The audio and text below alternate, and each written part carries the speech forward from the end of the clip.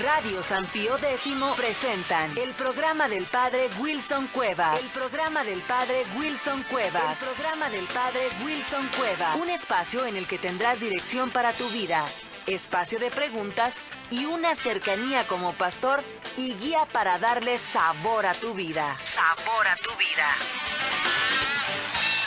Sabor a tu vida. Muy buenos días, queridos radioyentes. Qué gusto de estar de nuevo con ustedes. Había tomado unos días de vacaciones, pero realmente anhelando volver a tener esta oportunidad de entrar en contacto de nuevo con ustedes. Espero que hoy sea un programa estelar. Tenemos aquí a un gran amigo, Patrick Kinlan. Él es un joven que realmente nos sorprende que a su corta edad ya él tome tan en serio la vida y sea una persona tan dedicada a ayudar a educar nuestra comunidad cristiana en una temática que ha sido controversial desde el tiempo de Jesús y que realmente hoy más que nunca nos interesa a nosotros poder llegar a tener una conciencia clara y concreta de las decisiones y actitudes que debemos tomar como cristianos. Agradecemos su sintonía y hoy tenemos como tema del programa la familia, obra magistral de Dios. Y damos la bienvenida aquí al joven Patrick. Bienvenido, buenos días. Muchas gracias, padre, buenos días.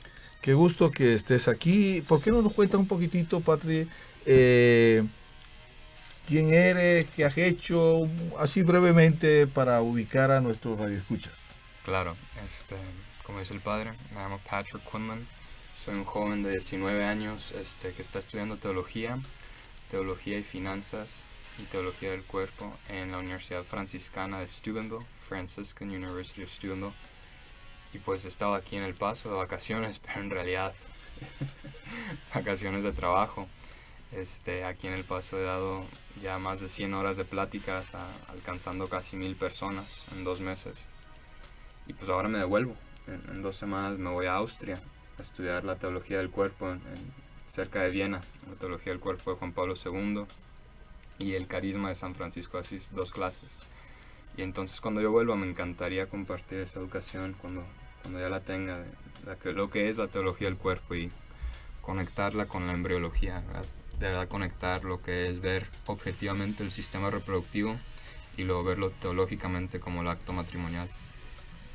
Fíjate, Patrick, que es un tema que se ha hecho muy actual ahora ante toda la situación que se vive hoy del aborto, de los anticonceptivos y de tantas personas que a veces están desobedeciendo y dejando a un lado los mandamientos de la ley de Dios, a pesar de todo lo que vemos, que el drama que vive el ser humano. Sin embargo, a veces caemos en una rebeldía y por eso yo te diría, tú eres como un profeta en medio de este mundo loco y a veces un mundo que se rebela contra Dios, de que tengas el valor como joven de poder recordarnos realmente las cosas fundamentales, sobre todo en algo tan sagrado como es la vida del ser humano, ¿verdad? Yo pienso que cuando Dios crea al ser humano, lo constituye como rey de la creación para que en nombre de Dios esa criatura inteligente y con libertad y voluntad haga las cosas bien. Y sin embargo a veces lo que hemos hecho es regarla en el sentido de que en vez de cuidar y de poder llegar a hacer buen uso de la creación, hemos caído como en el abuso y hemos caído como en volvernos como arbitrarios y a veces tratando de contrariar el plan de Dios, porque hay unas leyes naturales que cuando el ser humano trata de modificarla y de cambiarla, lo único que hace es crear un desorden en la naturaleza y un desorden que lo autodestruye, sí. Pero a su vez hemos ido a través también de tantos químicos alterando los alimentos y todo eso al final se vuelve tóxico y ahí resulta un montón de enfermedades, incluso se provoca la muerte, ¿verdad? Sí. No, sin duda alguna. A mí un hábito que estoy tratando de fomentar es aquel de conectar siempre en mis respuestas la perspectiva científica y la perspectiva teológica. Entonces me gustaría empezar inmediatamente con la científica, porque usted ya la reveló, en el sentido de que esas cosas que meten al cuerpo artificialmente hacen que el cuerpo actúe artificialmente, pero el cuerpo no puede actuar artificialmente, ¿verdad? El cuerpo es natural, más natural que lo natural, en el sentido que es toda carne y toda alma al mismo tiempo. Entonces las repercusiones que tienen los anticonceptivos son devastadoras, que pueden llevar a la muerte. Pero una muerte que sigues viva, en el sentido de una depresión. Una depresión, una baja autoestima, un negarte a ti mismo. Y no estoy hablando solamente de las mujeres. Recientemente he estado viendo estudios de cómo la homosexualidad está conectada con el incremento de anticonceptivos, y por eso ha subido el porcentaje de hombres homosexuales, porque hay algo ahí que cuando la mujer, siendo la mamá del hijo o una novia, una exnovia del pasado, tenía anticonceptivos en su cuerpo cuando estaba en unión con este muchacho, pues el muchacho recibía esa dosis de anticonceptivos y sentía como un antagonista, ¿verdad? Ya no quería estar donde estaban los anticonceptivos, y surgía esa atracción opuesta al hombre.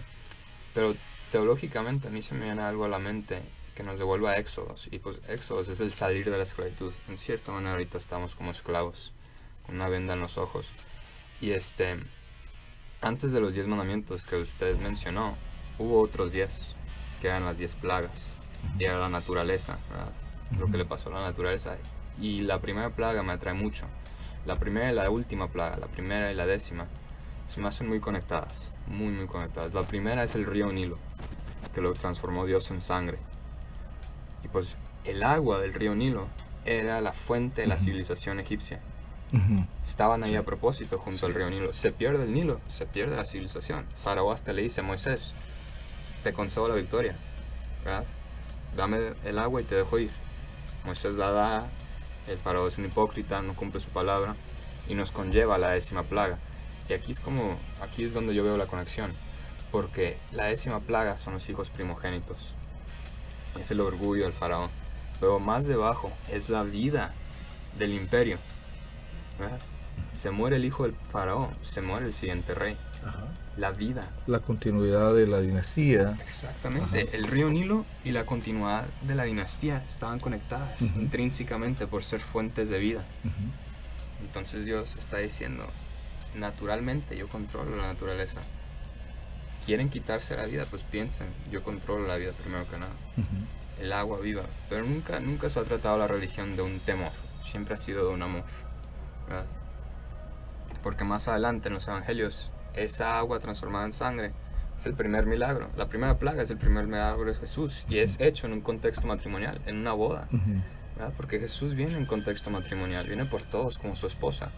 Y entonces su primer milagro con su madre a su derecha es convertir el agua en vino, y más adelante el vino en su propia sangre para lavarnos en ella y hacernos primogénitos con él en la familia de Dios. No quitarnos el primogénito como el faraón, sino hacernos con él parte de ser primogénitos con Dios.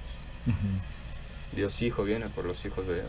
Y fíjate que ahora que estás haciendo esa analogía, cuando uno recuerda también en el Génesis, lo primero que Dios crea es el agua, ¿verdad? Y entonces fíjate cómo el agua siempre va a ser signo de vida, pero también regalo de Dios. Yo recuerdo, por ejemplo, anécdota de que en los pueblos africanos donde hay tanta sequía, cuando llueve, la gente sale a danzar, a bailar en la lluvia y a alabar a Dios, porque el agua se convierte en un signo de bendición, un signo de vida, y donde hay agua hay vida.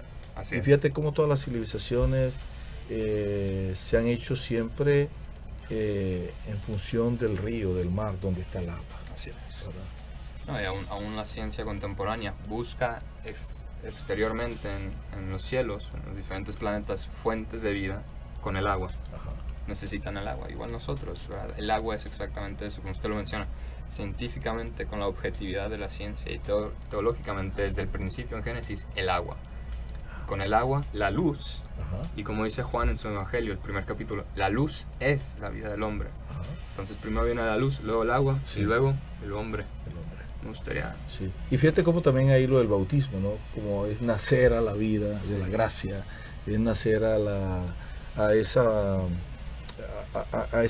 ser hijo de Dios, o sea, entrar en la familia de Dios por la gracia del bautismo, ¿no? Y todo lo que emana del bautismo para la vida cristiana y para nuestras relaciones con Dios y como miembros de la iglesia, ¿verdad? Sí. Hay una cosa que yo sé que tú nos las puedes explicar muy bien y es por qué, o sea, cómo entender que la familia sea una obra de Dios. ¿Cómo sale la familia de Dios? Claro, pues la familia es una obra de Dios intrínsecamente por la misma identidad de Dios, en el sentido que Dios es una acción, es un verbo, el verbo habitó entre nosotros, pero eso es el Evangelio. Volvemos a Génesis, y Génesis empieza, igual que Juan empieza, ¿verdad? En el principio. Y entonces entender el hebreo un poquito te ayuda a entender más lo que está ocurriendo, porque Génesis, al igual que el Evangelio de Juan, son escritos en hebreo.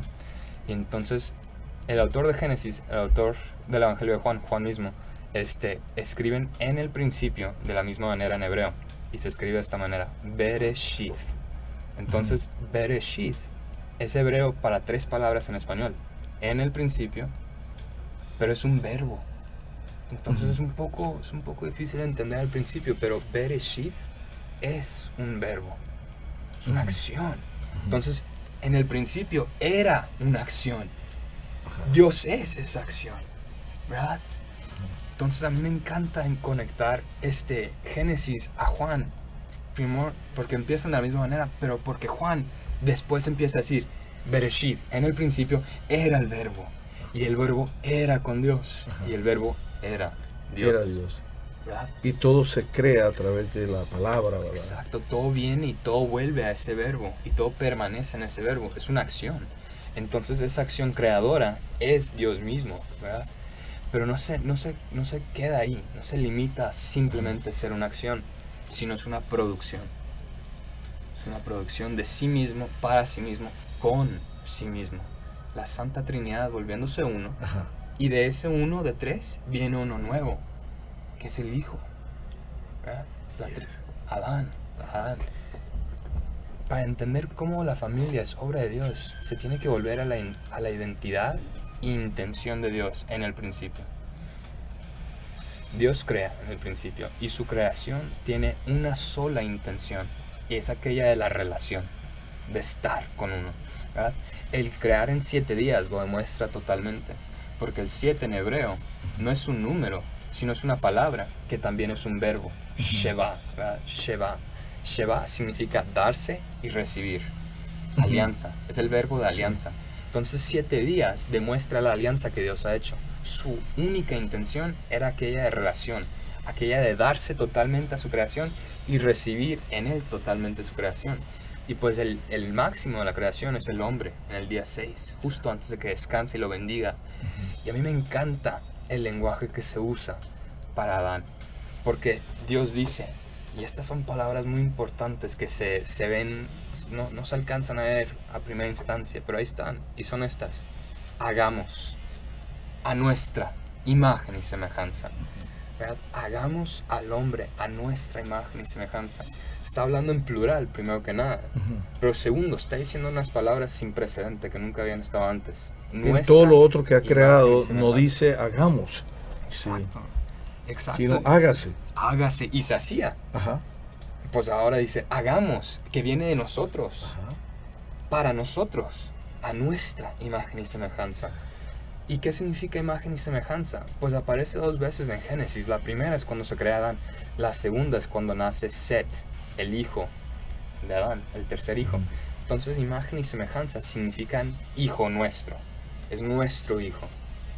Entonces la Trinidad está dando a luz a un hijo, ¿verdad?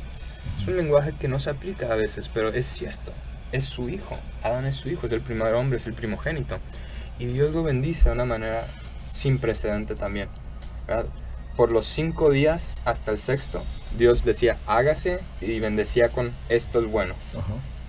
Hágase la luz era buena. Llega Adán y dice hagamos, y dice esto es muy bueno. Lo bendice de más, dice esto es muy bueno, ¿verdad? ¿Qué está demostrando ahí Dios? Pues su amor creador y su amor permanecedor que está ahí dentro de él. El espíritu de Adán era el espíritu de Dios. Entonces a mí me encanta ver cómo Adán y Eva vienen a ser uno solo. El lenguaje que usa el catecismo de la iglesia es que el matrimonio, el acto conyugal, es una sola carne y un solo espíritu. Bueno, se puede entender bien que Adán y Eva eran una sola carne, pero al principio no se observa bien lo que es el ser un solo espíritu entre el acto matrimonial de Adán y Eva, porque su espíritu no es de ellos, en el sentido que está dentro de Dios, pero es totalmente de Dios, porque están llenos de gracia. Son vírgenes inmaculados, sin mancha de pecado, llenos de gracia, en total comunión, en una sola relación total con la Trinidad. Pues el acto conyugal para ellos era entre su carne, pero entre el Espíritu de Dios. ¿Y qué es la Trinidad? Es exactamente eso también. Es una explosión productiva, explosiva de amor entre el Padre, el que ama, y el Hijo, el que es amado, y dentro de ese amor hay una nueva persona. Pues lo mismo se ve con Adán y Eva. Está Adán y Eva y tanto amor se tienen que pueden permanecer en el que es el amor. En el hacer el amor están en el que es amor. Dios es amor, el hacer el amor demuestra la identidad de Dios. Pero más, conlleva a dar a luz, y la luz es la vida del hombre. ¿A qué me refiero? Al primer hijo de Adán y Eva, el primer hombre. ¿Verdad? Esa es la identidad de Dios. La familia es un símbolo aquí activo, encarnado, viviente del Dios viviente en el cielo. Eso es Dios, la Trinidad, ¿verdad? El Padre, el Hijo y el Espíritu Santo. Tanto amor entre el Padre y el Hijo. Está el Espíritu Santo. El Espíritu Santo tiene una esposa a quien está con amor, la Virgen María. Sí. Y dentro de ese amor en que se tiene el Espíritu Santo como esposo de la Virgen María, está el Hijo, Jesucristo, quien nos hace hijos a todos, hijos adoptivos. A mí me encanta entender a Jesucristo como el Mesías, Salvador, pero también como el novio, el esposo de la esposa de la iglesia. Porque viene con dos intenciones Jesús. La primera es adoptarnos a todos en el reino de Dios, ¿verdad? Al decir el Padre Nuestro se revela eso, y el Padre Nuestro viene de Jesús. Entonces es: Padre, tú eres alabado, venga a nosotros tu reino, en el sentido de que adóptanos. ¿Y cómo sabemos eso? Pues cuando Jesús es bautizado, se abren los cielos y se escucha una voz: este es mi Hijo amado, en quien estoy complacido. Y inmediatamente después de que Jesús es bautizado, no para de propagar el reino de Dios. Antes del bautizo de Jesús, nunca se menciona el reino de Dios. En cuanto Jesús es bautizado, se va directo a Galilea y empieza a decir: el reino de Dios está aquí ante ustedes. ¿Qué significa? Los estoy adoptando al Padre. Vengo a adoptarlos. Pero Jesús no viene como un agente adoptivo que no conoce a los hijos, que apenas conoce al Padre y que está para negocio nada más. No, Jesús viene con doble identidad. La primera es Dios Hijo, que ha bajado para hacernos todos hijos de Dios. Y la segunda es esposo. Viene como un agente que adopta y un novio que propone matrimonio. La última cena es una declaración matrimonial de ser una sola carne. Él es un solo espíritu con Dios. Si somos una sola carne con Él, somos también un solo espíritu con Dios. Cuando vamos a la misa, nuestra fe nos confirma que su carne entra a nuestra carne. Una consumación matrimonial del acto carnal. Su carne entra a nuestra carne y permanece ahí. Somos una sola carne con Jesús en el momento de la comunión. Pero las epístolas paulinas constantemente dicen que hay algo mayor que la carne, y es el espíritu. Entonces, al momento del Apocalipsis, el levantar el velo, su espíritu nos consume a nosotros y somos un solo espíritu. O sea, cada vez se pone mejor en el sentido que vamos a misa. Yo no sé si el cielo bajó o si la iglesia subió, cantamos la canción hermosa. Sí. Su carne entra a nuestra carne, lo sentimos, ¿verdad? La Eucaristía. Pero Eucaristía y éxtasis yo creo que están conectados en griego, en el sentido que la Eucaristía apunta hacia el éxtasis que va a ser allá, en la Eucaristía de allá arriba. La comunión, porque allá no va a estar la carne, va a estar el Espíritu. Allá nosotros no consumimos a Dios, sino que Dios nos consume a nosotros. Nuestro espíritu entra a su espíritu como hijos y esposos al mismo tiempo. ¿Qué es la identidad de Dios? Dios es Padre y Dios es esposo al mismo tiempo. Es interesante realmente esta explicación que nos das, porque nos permite entrar más en esa intimidad de Dios. A veces hemos visto el matrimonio, la familia, como si fuera una manifestación del amor de Dios, pero como a distancia, y no como que entra en el misterio de Dios. Y creo que esto nos ayuda como a revalorizar realmente lo que es la familia en el plan de Dios, para que realmente nosotros pudiéramos llegar a hacer de cada familia una iglesia doméstica donde Dios sea un huésped permanente y donde realmente nosotros podamos esforzarnos por mantener esa relación con Dios, porque a veces hemos caído en un subjetivismo que nos lleva a querer decidir nuestras cosas sin referencia a Dios.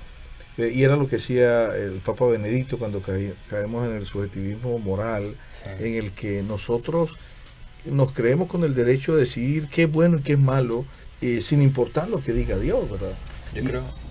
Yo creo que la primera encíclica del Papa Benedicto XVI es clave para entender quién es Dios en sí mismo y para nosotros dentro de nosotros mismos. Sí. ¿Y cómo se llama, padre, la primera? Sí. Deus caritas est. Latín para Dios es amor. ¿Verdad? Es un modismo que se usa mucho, Sí. pero yo creo que no se aprecia lo suficiente. Dios es amor. En el Éxodo, Dios se aparece como el que es. Dios Sí, es. sí. En la zarza ardiente de Ajá. Moisés. En el nuevo Éxodo, después de los Evangelios, en el cual estamos nosotros ahora mismo, Sí. Dios es amor.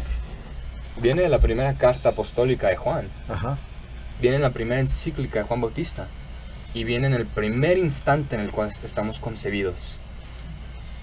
Dios es amor. Dios es amor. Y fíjate que el Papa en esa encíclica hace una aclaración sobre el amor como eros, Eros y que a veces agape. lo hemos visto solamente reducido al placer, a Sí. lo corporal.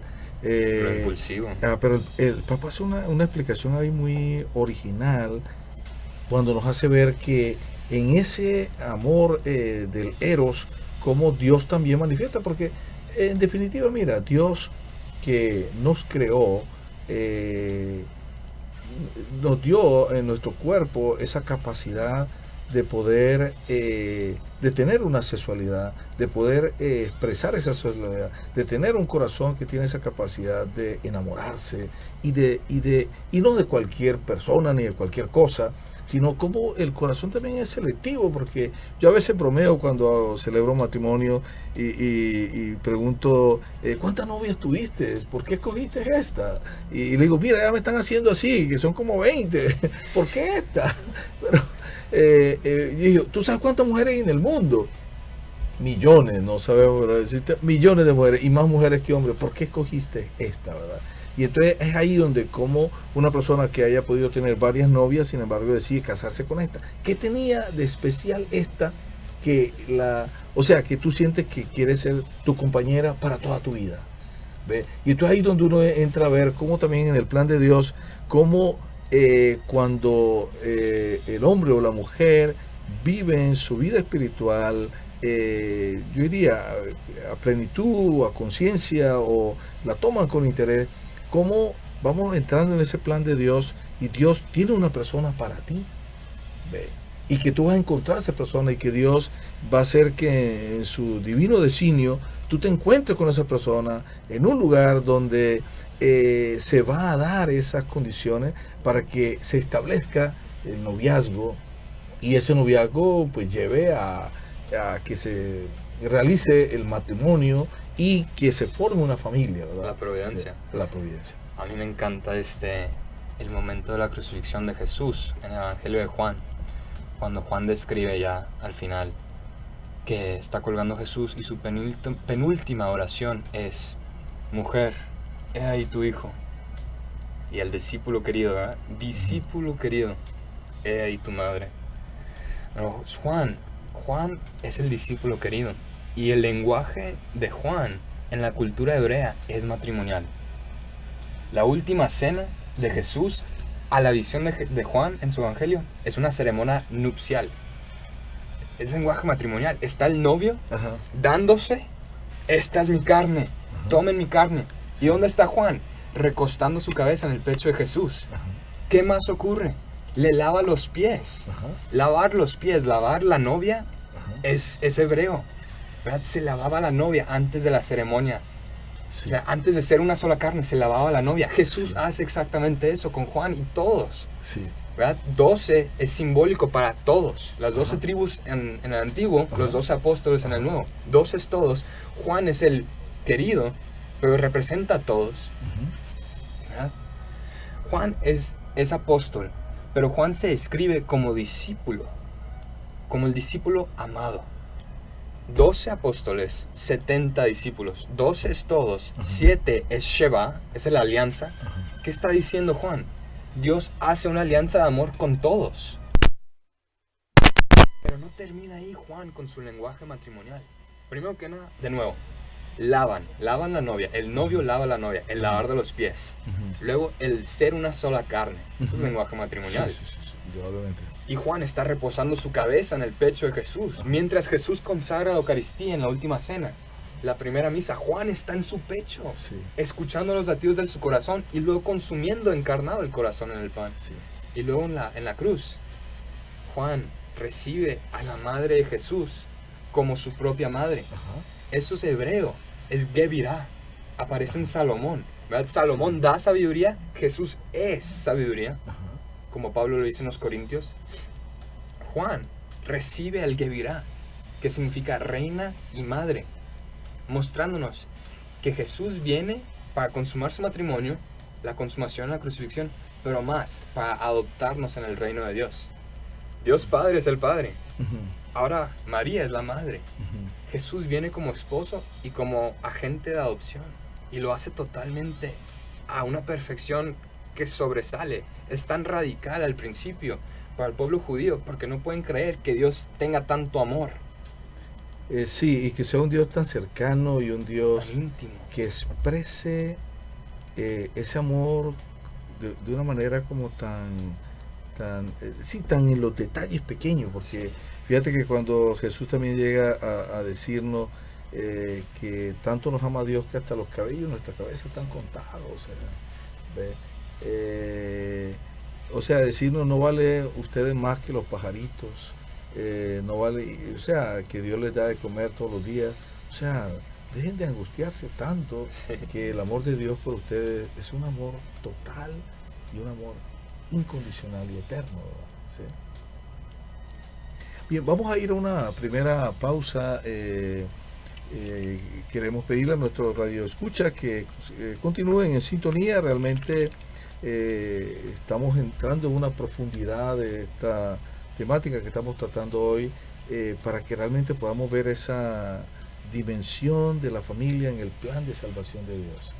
Luego continuamos y esperamos que continúen en la sintonía con nosotros. Gracias.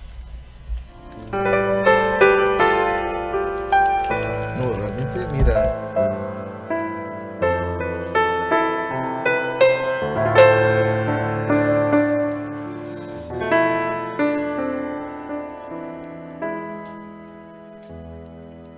Por el dolor creyente que brota de mi pecado, por no haberte querido de todo corazón, por haberte, Dios mío, tantas veces negado. Con súplicas yo te pido, de rodillas perdón.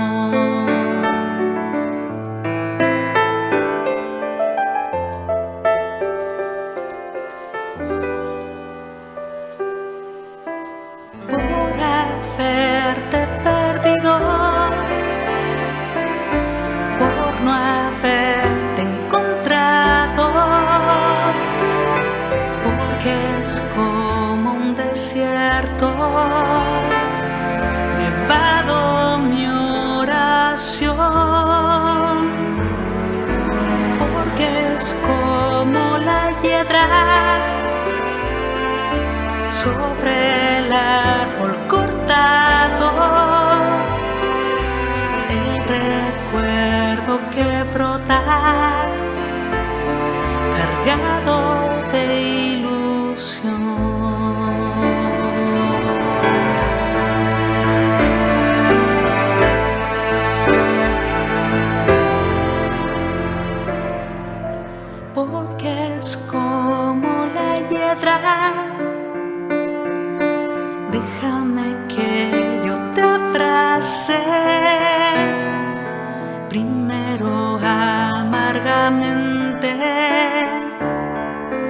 lleno de flor después,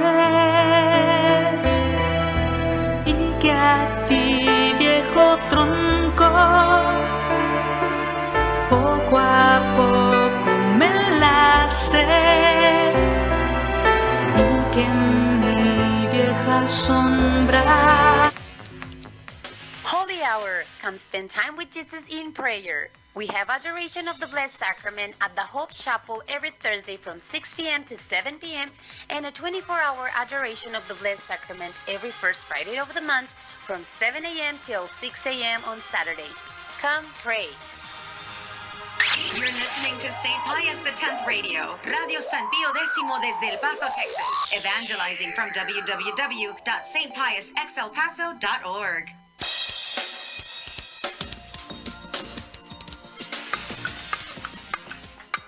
Una cápsula con cientos de...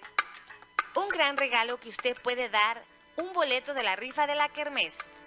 A veces no sabemos qué regalarle a un familiar o a un amigo. Aquí le damos una muy buena sugerencia. Regale un boleto de la rifa de la Kermés de San Pío X. Son los mejores $20 invertidos en un valioso regalo con la posibilidad de ganar uno de estos 3 grandes premios. Una troca Nissan 2018, tarjeta de regalo de $1,000 y un reloj Apple. Para ganar hay que tener un boleto. Sea usted el autor de este milagro. Compre su boleto hoy saliendo de la misa.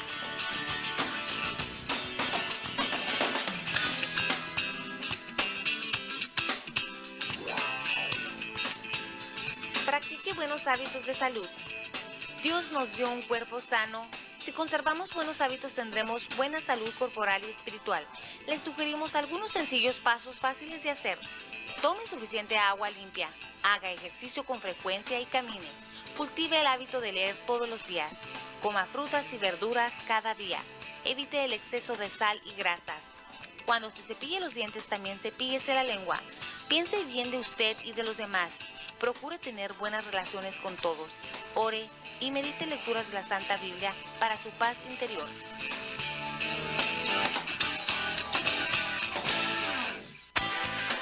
El programa del Padre Wilson Cuevas. El programa del Padre Wilson Cuevas. El programa del Padre Wilson Cuevas. Un espacio en el que tendrás dirección para tu vida, espacio de preguntas y una cercanía como pastor y guía para darle sabor a tu vida. Sabor a tu vida.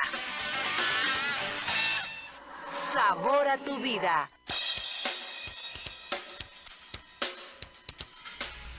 Queridos radioyentes, estamos en su programa para darle sabor a la vida y hoy estamos tomando como tema la familia, la obra magistral de Dios, y tenemos aquí la participación de un gran amigo, Patrick, que está estudiando precisamente la teología del cuerpo y está estudiando también los conocimientos en Biblia y también estos conocimientos de la ciencia de la procreación humana, y creo que son temas que él conoce a profundidad y que creo que nos da una gran ayuda para que nosotros como cristianos podamos llegar a tener conciencia clara ante el cúmulo de información que nos llegan por todos los medios de una sociedad consumista que quiere inducirnos a vivir de una manera, yo diría, impulsiva y a veces desligada de nuestras relaciones con Dios y de nuestra fe.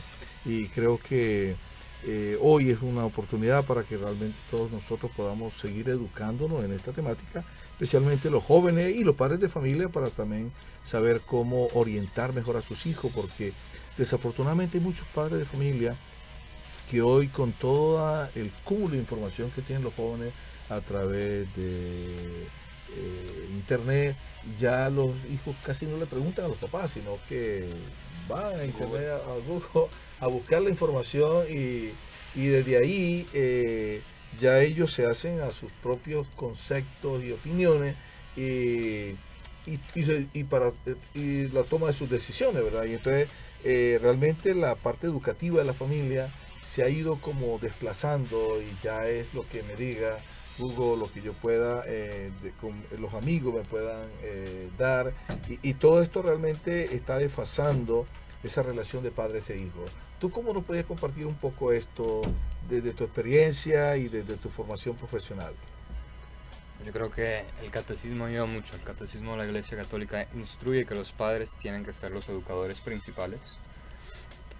Y pues eso es principalmente lo más importante a la vista de los padres. Su perspectiva tiene que estar intrínsecamente ahí de que yo tengo que educar primero a mis hijos.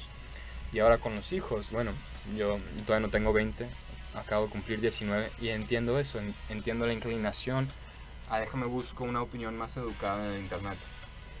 Pero creo que estamos tomando un gran salto de fe como jóvenes al hacer eso. Se necesita más fe en pensar que lo que estás buscando en el internet, en una pantalla que escribió una persona que nunca has visto en tu vida, que no sabes quién es, no sabes cuál es su intención, puede estar mintiendo muy fácil. Tienes que tener más fe en creer lo que estás leyendo en una pantalla que en creerle a tus papás, quienes te han dado la vida y te han dado todo en la vida y quieren lo mejor para ti en la vida. Esa persona que estás leyendo de una pantalla, Y no sabes qué ideología y qué intenciones hay una detrás de agenda, eso. puede traer puede traer algo subliminal ahí que no es bueno. Y entonces ¿Y se cómo necesita más devolverle la confianza a los hijos y la seguridad a los padres? Porque hay padres que tiran la toalla y hay padres que realmente se han dejado sustituir. Fíjate que un detalle curioso puede ser, pero en la parroquia de San Juan Bautista comenzamos a dar unos talleres sobre cómo aprender a usar el celular. Lo estamos dando en 2 sesiones, en 2 sábados, y vamos a tener una próxima sesión el último sábado de agosto y el primer sábado de septiembre, ¿verdad? Y hemos tenido muy buena respuesta porque muchas personas adultas que a veces se intimidan ante el celular inteligente se han interesado en decir, bueno, yo quiero aprender a saber qué utilidad y qué uso le puede dar el celular. Y yo creo que muchos padres de familia tienen que educarse en esto para tratar de también ellos mantenerse informados y saber dónde consultan sus hijos para que ellos no terminen como de pronto siendo sustituidos o de pronto ellos se autodescalifiquen en esa relación con los hijos. Bueno, creo que no es una coincidencia que haya dicho que en la parroquia de Juan Bautista. Ajá. Porque Juan Bautista viene de una situación muy interesante en donde su padre está mudo. ¿Verdad? Sí. ¿Y quién sí. toma las riendas? Ajá, Isabel, Santa Isabel. sí. Y las toma fuerte. Ajá, Y yo creo que en momentos se tiene que hacer eso. Juan Bautista, gran santo, ¿verdad? sí. Pero también otro santo se me viene a la mente. San Agustín. San Agustín tenía un padre fatal. ¿Verdad? Hubiera estado mejor mudo el padre. Sí, fue un mal ejemplo. Para Pero ¿quién tomó las riendas? Santa Mónica. Sin Santa Mónica nunca está San Agustín. Ajá. Y vean lo que ha hecho San Agustín para la iglesia y para el mundo en sí. Pero ¿qué ocurrió? San Agustín lo mandaron fuera de la casa. A Juan Bautista también lo mandaron fuera de la casa. Y estando fuera, se educaron. Primero Juan bien, pero San Agustín no al principio. Ujú. ¿Verdad? Empezó a probar en el reino romano, en Milán y en Ujú. Roma, empezó a probar. Se fue con los maniqueans, ¿verdad? Sí. Los gnósticos, la lujuria, el vino, todo, como suele ser en la universidad para los jóvenes. Ujú. Los jóvenes se van de la casa, van a educarse a una universidad, la fiesta, La droga, el sexo. Ajá. lo de siempre, siempre ha Ajá, sido así. Sí. Pero el rosario de Santa Mónica fue lo que perseveró. ¿Y qué le dijo San Ambrosio? Un hijo de tantas lágrimas No se puede se puede perder. perder. Ajá. Lo mismo toca con los padres. Los hijos irán a experimentar y hay que infundirles una conciencia, pero más los padres tienen que tener la conciencia de tener el poder de la oración para sus hijos. El poder de la oración de una mamá es el más fuerte. Puede cubrir con un manto, como la Virgen cubre con un manto, las mamás pueden cubrir con un manto a los hijos, pero no se puede quedar en la oración, se tiene que dar acción. Yo creo que es muy importante tener conversaciones íntimas, pero positivas con los hijos, en el sentido de que, hijo, vamos a ir a cenar esta noche, tú y yo. Hija, vamos a ir a cenar esta noche, tú y yo. Tiempo de bondad, tiempo de calidad, no de regaños. No se puede tener una amistad en donde siempre te están apuntando el dedo. Estás mal. La persona ya no te va a buscar como amistad. Si el padre constantemente está diciendo, estás abajo, en vez de vamos a subir arriba juntos. A mí me encantan las relaciones en donde veo a los papás y los hijos haciendo deportes juntos, ya a los 20 años, porque esa bondad, simplemente en el deporte, hacerlo juntos es una bondad. Ir a cenar también, una mamá y una hija se van a cenar, salen a las 9 de la noche, vuelven a las 12, ahí estuvo la fiesta, pero no fue una fiesta sana, productiva, dentro del amor de la mamá a su hija, y la hija fue arropada con el amor de la mamá. Entonces ya después, el día después, mamá, muchas gracias por ir a la cena. Oye, tengo esta pregunta, ¿me puedes ayudar? Yo sé que tú tienes más sabiduría que yo porque tienes 20 años más que yo. Ayúdame con esto. Pues ya pasó, porque se abrió el corazón en algo bonito. Y eso que tú estás diciendo, Patrick, sabes que me encanta oírlo de ti porque eres joven y eres hijo de familia.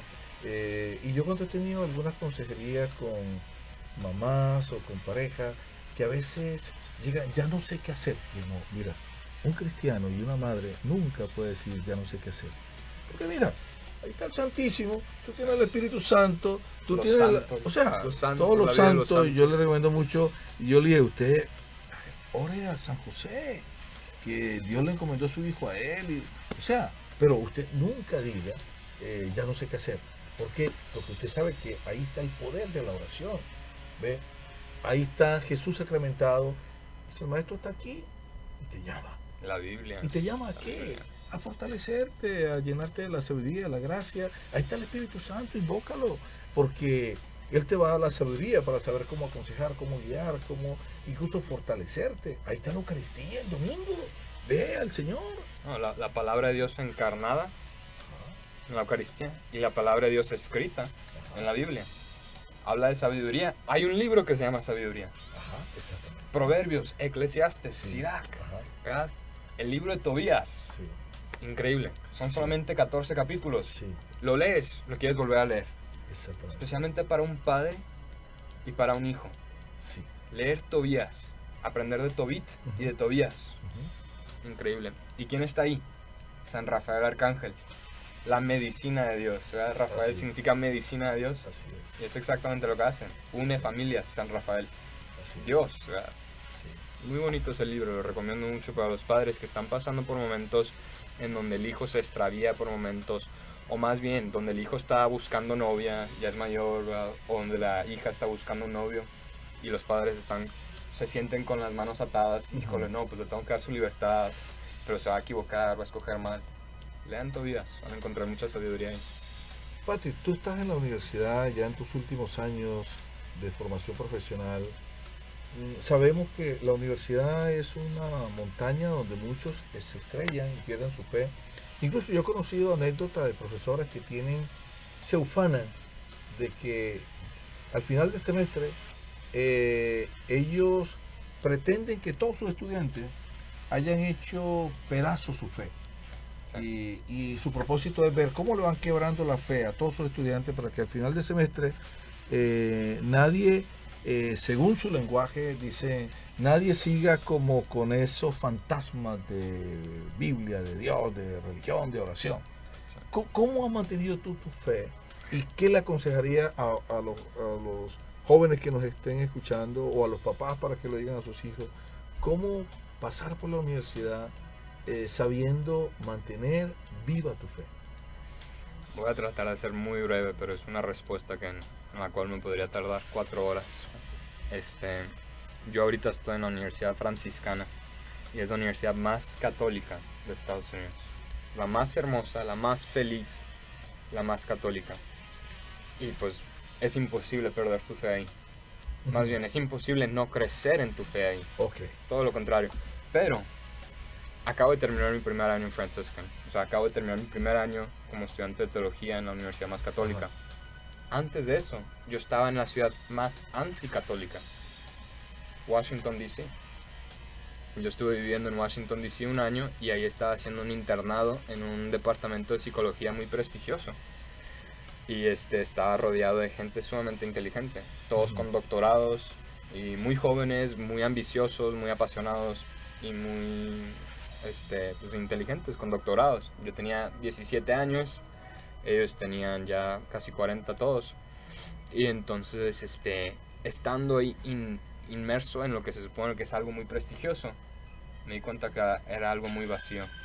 Los psicólogos que se supone que ayudaban a gente ahí y que se supone que eran los mejores de GC, necesitaban psicólogos ellos. Y entonces habían conversaciones muy profundas en donde yo podía defenderme, tenía apologética, pero ante ellos no ganaba. Pero nunca se ha tratado de eso. No nos tenemos que volver expertos en apologética. Nos tenemos que volver expertos en el Evangelio. No leyéndolo, sino viviéndolo. Porque ¿qué dice San Francisco de Asís? Prediquen el Evangelio. Y solo cuando es necesario, usen palabras. Entonces, yo estaba ahí en Washington, D.C., ambiente sumamente anticatólico. En un sentido, siendo bulleado. No soy el típico joven que bullean, pero yo era tan pro vida y tan católico y tan vivo con mi fe. Luego predicaba, pero la gente venía y me preguntaba y contestaba yo, que me bulleaban, porque eran 500 contra 1. Sí. Yo era el único. Sí. Y entonces yo nunca me acobardé, pero me lastimé mucho. Dolía, ¿verdad? De verdad. Y entonces, cuando tocaba la hora de lonche, en vez de irme a Subway o a Chipotle, me iba a comer el pan de vida, la Eucaristía. Y algunos días no comía para comer el pan de vida. Entonces no iba a mi lonche, me iba directo a la misa, corriendo, ¿verdad? Iba corriendo con mi mochila, alcanzaba la Eucaristía, rezaba y salía corriendo para devolver antes de llegar tarde a la clase. Y eso era. Qué bonito testimonio y de verdad que es conmovedor. Imagínate que me estás haciendo recordar una anécdota de un joven que fue al Army y él estaba acostumbrado a todas las noches antes de dormir se arrodillaba frente a una imagen de un crucifijo y oraba. Cuando llega allá, el dormitorio es común. Sí. La primera noche dice, ¿cómo voy a hacer? Sí. Entonces él estuvo en el dilema de, yo sé que se van a reír de mí, me van a burlar, pero él dijo, no, primero Dios. Sí. Cuando él se arrodilló a orar, hubieron chiflidos, burlas y todas las cosas que tú te puedes imaginar. La primera noche fue así, la segunda noche también. Mira, como a los 10 días de él estarse arrodillando a orar, se fueron disminuyendo los chiflidos, los silbidos, las bromas. Y como al mes, uno de sus compañeros se acercó y le dijo, te felicito, tú eres el católico más público que yo he conocido, porque todos creíamos que por nuestras burlas y bullying íbamos a quebrarte, pero tú has continuado. Y esa persona le decía, te felicito, Sí. realmente tú eres una persona de fe, y yo quisiera que me hablaras de tu Dios. Eso habla tanto de lo que es ser un misionero, ¿verdad? Los misioneros originales eran mártires, conscientes, sabían qué iba a pasar, no sabían cuándo, entonces se ponían las pilas inmediatamente. Hay una historia muy bonita de Juan Pablo II, en donde él era sacerdote joven y se va a confesar con el Padre Pío. Y el Padre Pío le dice, Juan Pablo es sacerdote, ¿verdad? No es ni obispo, es súper joven. Y el Padre Pío le dice, vas a ser papa, pero morirás mientras eres papa, serás mártir. Juan Pablo se asusta, no se lo dice a nadie, pero poco a poco Dios lo va guiando en el camino. Es obispo, luego cardenal, está en el Concilio Vaticano II y unos años después es escogido como papa. ¿Y qué pasa? Lo tiene en su mente, voy a ser mártir, me van a matar. Inmediatamente se pone las pilas y viaja por todo el mundo, escribe la teología del cuerpo, escribe todo, ¿verdad? Y sí, lo matan, pero de alguna manera sobrevive eso, por Fátima, ¿verdad? Sí. Fátima, inmediatamente de nuevo empieza, una vez que recupera su salud, perdona al que lo quiso matar y destruye el comunismo con Lech Walesa y el presidente Ronald Reagan. Cae el muro de Berlín, viene a México, pues mira el efecto que ha tenido. ¿Cuántos Juan Pablos existen en México ahora? Entonces eso me ayudó mucho a mí porque sí tengo 19 años, pero el tiempo es relativo, ¿verdad? Yo estaba en la Basílica hace unas semanas y estaba viendo una pintura de San José Sánchez del Río, 14 años, y era una pintura muy fuerte en donde él me estaba mirando directo a los ojos y detrás de él habían dos filas iluminadas con oro y blanco de sangre. Pues eran sus pies, era el camino que él había dejado con sus pies pasidos. Y me estaba mirando a los ojos y me dijo, no has hecho nada aún. Ponte las pilas. Yo venía muy feliz de que iba a descansar en la basílica porque acababa de dar 100 horas de pláticas. Llego ahí pensando, ok, gracias Virgencita, me has bendecido, he dado 100 horas de pláticas de ti y tu hijo. Llego con José Sánchez del Río, 14 años, y me dice, no has hecho nada, ponte las pilas. De eso se trata, porque nunca se va a hacer lo suficiente, pero siempre se puede hacerlo todo, con todo tu cuerpo. Y estando en DC, yo crecí mucho en mi fe porque estaba contracorriente constantemente. Era un salmón en un río que constantemente me quería empujar para atrás. Y pues con la Eucaristía dentro de mí, nada me podía detener. Sí. Fíjate que yo escribí un artículo del periódico Río Grande el año pasado y lo titulé "Solo los peces muertos van río abajo". Y eso que estás mencionando ahora, eres un salmón en medio de un lago de pirañas. Pero Dios te protegió, la Virgen estuvo ahí contigo. Y no creas, hay cosas que a veces a uno le tiran piedra, y muchos de los que martirizaban a los santos terminaban después convertidos. Mira esto, terminaban después convertidos al ver cómo morían o al ver cómo reaccionaba aquella persona que estaba siendo martirizada. Y dijiste de pronto, me lastimaron mucho, pero ese es el martirio. ¿Sí? Y el Papa Juan Pablo II hizo una aclaración, dijo él: mártir no solo es el que derrama su sangre por Cristo en un instante, sino mártir es aquel que sufre por Cristo cada segundo, cada minuto, cada día, cada hora. Y muchas veces nosotros podemos sufrir burlas y podemos sufrir persecuciones. Incluso hay gente que a veces, mira, yo he ido a familias, una bendición de la casa, alguna cosa, una fiesta, y cuando la gente sabe que uno es sacerdote, comienzan a echar chistes, pero feos contra los sacerdotes. O sea, siento que esa persona de alguna manera quiere decir: mire la porquería que son los sacerdotes, mira lo depravado que son. Y soportar esas chistes, opiniones, y cómo la gente se ríe y se burla. Es como si estuviera un licenciado, estuviera un médico y comenzaran a echar chistes de los comerciantes o de los carniceros que son los médicos, que los médicos son matasanos, cosas de esas. Pues, o sea, es ofender, y esas ofensas, como muchas veces tenemos que aprender a amortiguarlas, y a no llenarnos de amargura ni de desánimo, porque eso es lo que quiere el enemigo: desanimarnos y decir realmente esto no vale la pena, convencernos de lo contrario de lo que debemos ser, ¿verdad? Hay muchas personas que muchas veces se expresan así. De pronto uno tiene la oportunidad de decir algo que esas personas después te acompañan al carro diciendo: eso que usted dijo a mí me llamó la atención, porque yo hasta hace un ratito pensaba que los curas eran una mierda, o sea, eran un sanitario, una porquería, pero eso que usted me dijo me inquietó, y sabe que yo hace mucho tiempo ni me confieso ni voy a misa, y lo vas a pensar. Y mira, y yo regreso a mi casa manejando mi carro, dándole gracias a Dios, porque sí sentí molestia y sentí, o sea, no te puedo decir la expresión en radio, pero como de alguna forma decirle al que echaba los chistes y a los otros, sí, o sea, como párele ya.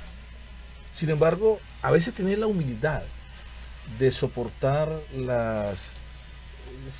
toda la saliva de ignorancia que sale de su boca, puede llevar a que en un momento dado uno pueda hacer que esa situación de oscuridad entre un rayo de luz, y la persona que divertía a los otros burlándose termine sintiendo la necesidad de pasar a otra dimensión en su vida, ¿verdad? Y entonces ahí donde ve cómo trabaja Dios. Mira, yo cada rato me sorprendo,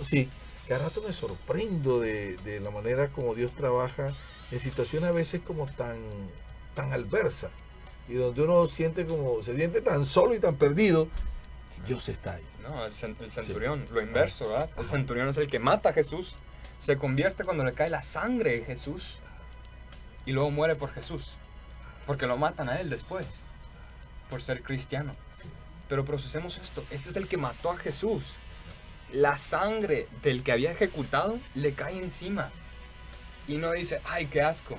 Dice, Él es Dios. Verdaderamente este es el Hijo de Dios. Y se convierte. Y el que mata a Jesús muy pronto después muere por Jesús. Muere por Jesús. El rayo de luz penetró las tinieblas. La sangre, el agua, la divina misericordia lo arroparon. Sí. Le quitaron las escamas de los ojos. Sí. Y eso de caer las escamas ocurre en Pablo también. Ajá. Cuando Ananías le pone las manos y caen las escamas. No se levanta el velo, Sí. caen escamas Sí. de la serpiente. ¿Y qué ocurre con Pablo? Gran misionero. Gran misionero. Y un hombre que se enamoró tanto de Cristo, Tanto que que dijo. fue de los sí. que más ha sufrido por Cristo. Él debió haber muerto como 5 veces. Sobrevivía. Lo aventaron de un barranco. Le aventaron piedras. Demás, lo latigaron. Él debió haber muerto como 5 veces. Y Pablo, o sea, es el único que dice. El único que el Espíritu Santo lo inspira tanto a poder decir esto. Imítenme a mí, como yo imito a Cristo. No, y de verdad que él se enamoró tanto de Cristo que para él, o sea, consideró todo basura comparado con el amor de Cristo. Pero sabe que hay una expresión de Pablo que cuando él, ante la terquedad del pueblo judío de no convertirse, no aceptar a Cristo, dice, yo preferiría, o sea, casi la condenación con tal que el pueblo se convirtiera, ¿verdad?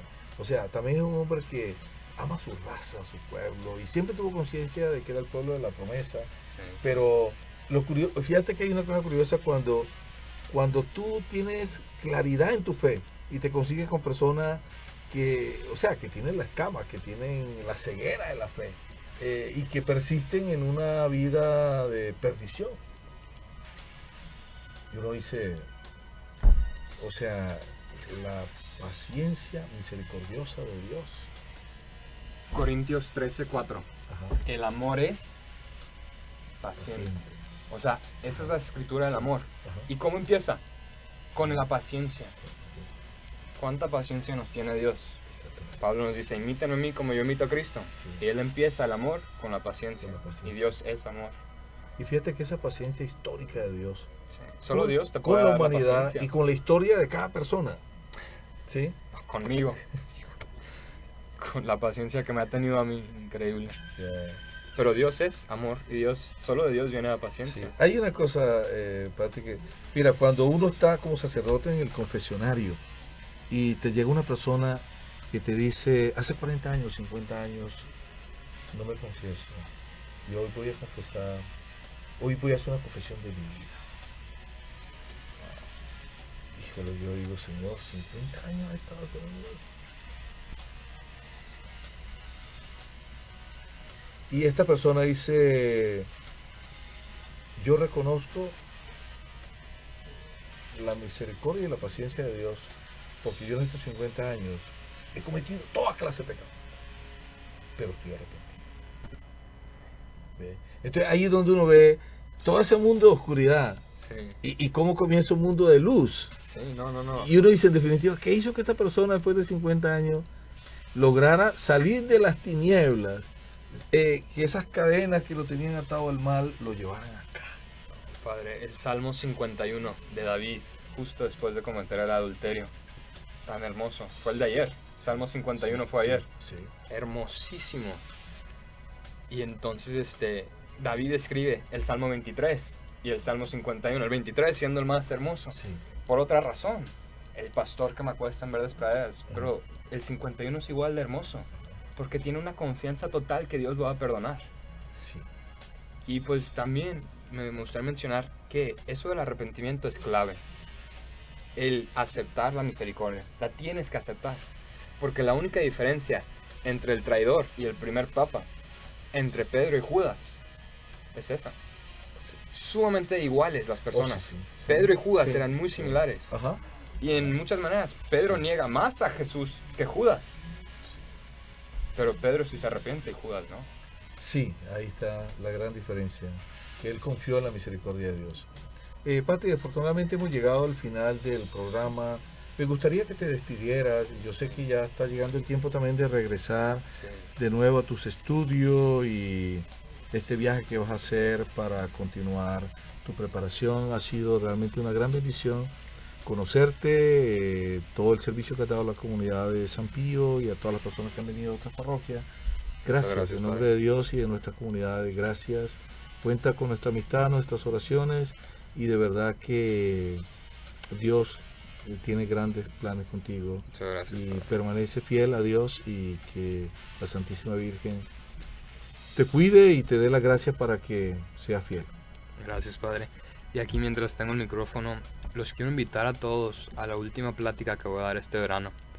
Es una plática sobre la Mariología, la teología de la Virgen María. Será dada el 21 de agosto en Queen of Peace a las 6 p.m. 21 de agosto, martes, Queen of Peace a las 6 p.m. Entonces, Mariología, 21 de agosto, martes, 6 p.m. en Queen of Peace. Y cuando yo vuelva, padre, yo voy a dar, bueno, como discusiones, pláticas sobre la teología del cuerpo, tanto en la ciencia como en la fe. Voy a explicar mucho Cantar de Cantares y Apocalipsis, y entonces explicar simplemente la teología del cuerpo, las escrituras de Juan Pablo. Y también voy a dar un estudio bíblico que se llama La Biblia y la Misa, las raíces de la misa en la tradición judía del Antiguo Testamento y cómo se conllevan totalmente en el fin de la Biblia, en Apocalipsis. Eso va a estar muy bueno. Sí, de verdad, y sería muy bueno que nos tomaras en cuenta como comunidad parroquial para también ver de qué manera pudiéramos tener esas pláticas aquí en la iglesia de San Pío, ¿verdad? Definitivamente. Muchísimas gracias, que Dios te bendiga Igualmente, padre. y que Dios esté contigo. Igualmente. Estando con Él, todo se puede. ¿Ok? Bendiciones. Gracias. Adiós. Dios les gracias. bendiga, queridos Radio Escucha. Feliz semana, y esperamos que compartan estas preciosas enseñanzas de este programa estelar que hemos tenido hoy con este joven lleno del amor de Dios, y también de una gran generosidad para compartirnos toda su sabiduría y conocimientos sobre su fe y sobre todo lo que él ha ido aprendiendo de sus profesores, de sus investigaciones y estudios. Que Dios los bendiga, y un saludo para tu familia, porque he conocido a tus padres y son bellísimas personas, y de verdad que tienes la gran bendición de tener una bonita familia y el privilegio de tener muy buenos padres. Gracias, padre. Feliz tarde, Dios los bendiga, gracias.